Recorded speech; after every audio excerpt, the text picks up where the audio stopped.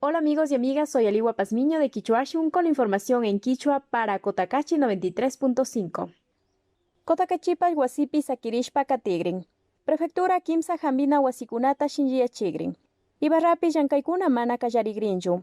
Ecuadorpi Ishkaichunga Chusku Waranga Ishkaipatza Pichachunga Pusak Ungushka Kuna. Imbaburapi Pusak Chunga Shuk. Ecuador papushak Lenín Moreno inti Punjapi shuk villachipi alcalde kunapa makipi sakirka kayllaki unguymanta chusku mayo killa bichayman rikuchun. Chaymantami Cotakachimanta pushak auki tituaña mana ali chaskirkachu Ecuador papushak nishkata. Cotakachika mana llank'aykuna kallarinkapa ushanchikchu kawsayta ñukanchika rikujunchik. Chaymantami kay chusku mayo killapika wasipillata katigrinchik nirka.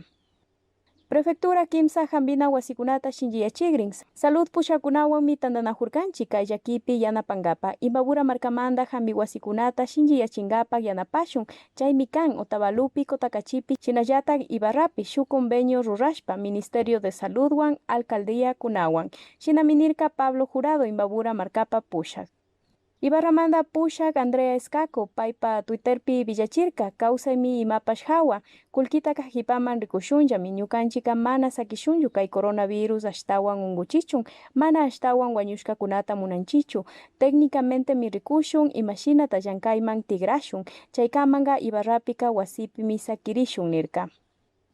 Ministerio de Salud paykunapa Twitterpi villachirka Ecuadorpika ishkay chunga chusku waranga ishkay patsak pichachunga pusak ungushkakuna tiyan pusak patsak kanchis chunga shuk wañushkakuna waranga patsak pusak chunga iskun hambirishkakuna waranga sukta patsak chusku chunga kimsa hambina wasipi aliyachishkakuna Imbaburapi pusak chunga shuk ungushkakuna iskun wañushkakuna shuk mirashka kitikunapaka mana villachinchu.